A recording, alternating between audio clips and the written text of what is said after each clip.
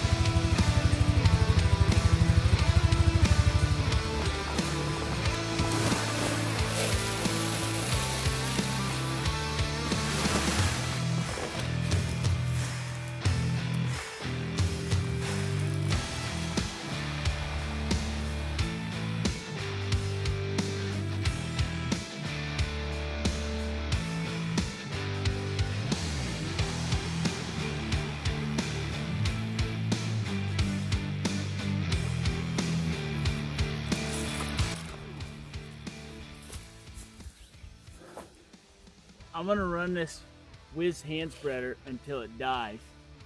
I have a bag spreader, but I've refused to use it yet because I want to use this thing until it's dead, because I paid enough money for this thing.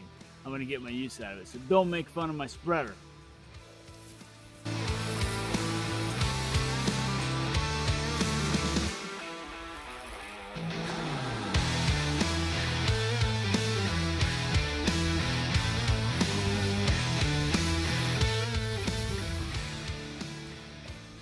Man, it's a beautiful night. I always feel so rushed sometimes, you know. You get out here and had a busy day, and it's almost 7 o'clock here. Still got 4 other plots to do, and just always feel rushed. So I gotta sometimes tell myself to slow down and enjoy it too, because you know you only get to do this once. You get to do it a lot, but you know, as far as life goes. But put a lot of time into this plot in particular here. Had Bobby Spangler out with his tractor. We helped ripped up some trees, and just building this plot and making it an area where we can have a plot. It's more towards the front central part of the property, and it all works southeasterly from there. And you know, the bedding is stacked up behind it and at higher elevations. So definitely a lot of game planning and a lot of thought went into it. So this is just one of them, though.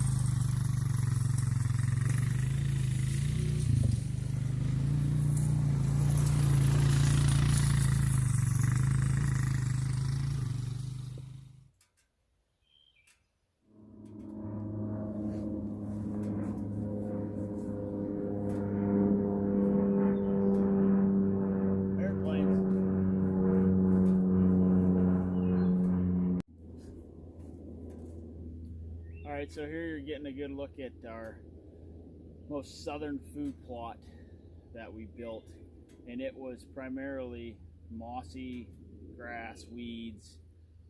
We had to clear some stumps out of here, a lot of digging, spraying. Gave it three treatments of spray. I have a switchgrass row planted here on the far side. That's going to seal our entrance. And then this connects to another food plot through a trail system here. We do have a ground line in here, but we're going to get that out of there. I don't want that. I don't want to be hunting over the food plots. So we're going to be moving that somewhere where it's either on a trail from bedding to feed or feed to bed or whatnot. But and then the system kind of works all on a line. There's about 5 different half-acre food plots. Half-acre to 3/4 acre food plots built into the property here, and it leads out through some hardwoods and into some big ag. So it's set up where the movement's kind of going to be, you know, a circle or a roundabout way, and we're going to chip in from the outside. So, like I said earlier, all you guys that are following Sturgis and Whitetail Habitat Solutions, he has it down, and that's basically my template.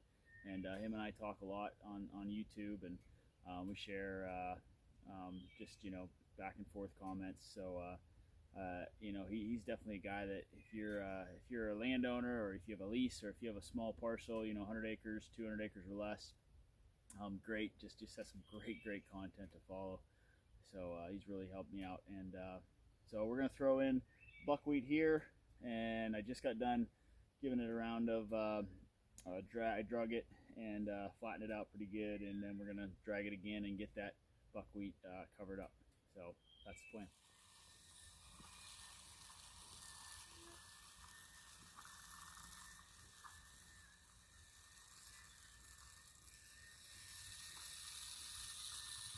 So here's the view from the next food plot down, and it connects to the food plot we were just at right through here. So you go from the most southern food plot, and then it comes up through here. See this trail I made, and it cuts into the next half-acre food plot. See, I got a scrape line going right down through here. This will be switchgrass on this side. It goes up into here where there's another row of switchgrass, and then there's a hinge cut up above that, and we'll have some more food plot, a small 1/8 of an acre food plot just up on this side hill. And then there's one more that leads down right past that hinge cut. You can see at the furthest end of the food plot. Food plot there, another food plot there, then another food plot back here. So there's 1, 2, 3, 4, 5, 6. There's 6 food plots. There's 7 food plots total on this property, and they're all micro food plots, you could call them. So we're gonna finish up here, and as it's getting dark, and I want to get this seed in tonight. So, and then we'll catch up with you guys here when we're finished. So thanks for following along thus far. It's been quite a journey. Looks good too, doesn't it?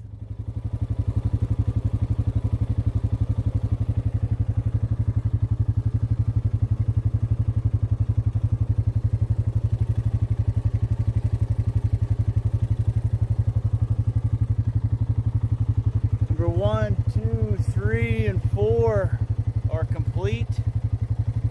We got to do 5, 6, and 7, and we'll be good for the night. Then we just got to go switch out a card. That's about it. So just drug this. Looks really, really good. Man, has it come a long way. I need to go back and get before and after pictures for sure.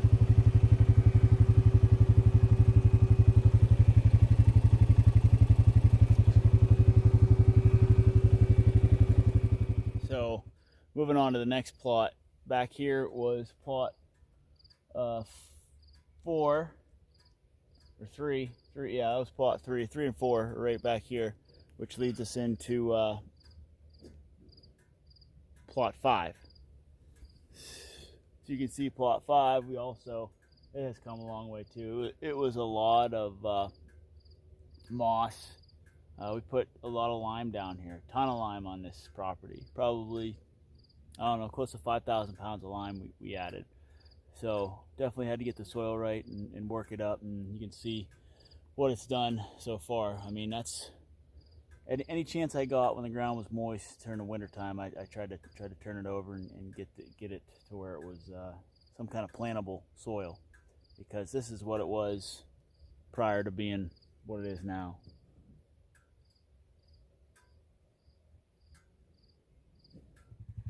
All right, here's a look at 5 going into 6. Sorry, back out here. 5, we just did it. Going into 6 here, smaller plot. Screening's out front there. That's the road out there, so that's gonna be screened off. This plot's really kind of sketchy. Why I put it here, I just put it because there's a place to put a plot, and then it leads back into plot 7. Back here, a little tougher to see. See it back through there.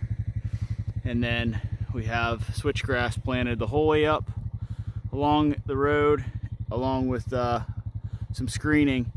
And the switchgrass also is from 4 Season Food Plots from Keith. The screening is Whitetail Institute Conceal. It's just a 1-year annual, so we're gonna give it a try. I don't have a lot of sunlight there. I just need enough to block this section, so right there it's pretty open. Whatever we get on the sides of that will be bonus. But the switchgrass is the main barrier that we want, and we can get deer bedding on the edges of that too. But we'll never really be walking in through here. We'll be going in from the southern end and from the very northern ends to access stands. All right, so we're on to plot number 7. We just finished up 6, and behind me you see 7. So I'm about out of daylight, so I'm just gonna keep on ripping, and appreciate you guys coming along. We'll have more videos to come here of how this turns out, but for tonight, Y'all seen my whitetail crib, and we're gonna get this down and really get out of here this time. It's already 8:30, so see you guys.